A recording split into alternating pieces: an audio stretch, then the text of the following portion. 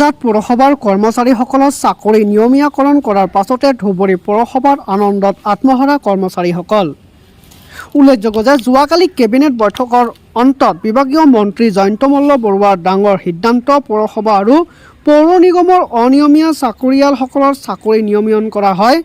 2013 চনৰ 4 ছেপ্টেম্বৰৰ পূৰ্বৰ 71খন পৌৰসভাৰ 1024 গৰাকী চাকৰি নিয়মীয়াকৰণ কৰা হ'ব বুলি ঘোষণা কৰাৰ পাছতে ধুবুৰী পৌৰসভাত আনন্দত আত্মহাৰা পৌৰ কৰ্মচাৰীসকল। উল্লেখযোগ্য যে বছৰ বছৰ ধৰি বিনা দৰমহাৰে নিজৰ কৰ্তব্য আৰু দায়িত্ব পালন কৰিছিল পৌৰ কৰ্মচাৰীসকল।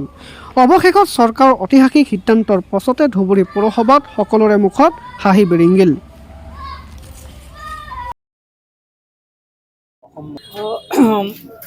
প্ৰথমতে আপোনালোকৰ ধন্যবাদ আৰু আমাৰ অসম চৰকাৰক আমি ধন্যবাদ জ্ঞাপন কৰিছোঁ। আমাৰ ধুবুৰী বঙাইগাঁও আৰু গোৱালপাৰা জিলাৰ সম্পাদক হিচাপে মই তেখেতক কোটি কোটি প্ৰণাম আৰু ধন্যবাদ জ্ঞাপন কৰিছোঁ। আমাৰ CM ছাৰক তেওঁ মানে আমাৰ কামখিনি ইমান দিনৰ যুঁজৰ পিছতে আমি লাগি আছিলোঁ, কিন্তু কামটো দুবাৰ কেবিনেট ডিচিশ্যন হোৱাৰ পিছতো কামটো আমাৰ হোৱা নাছিল।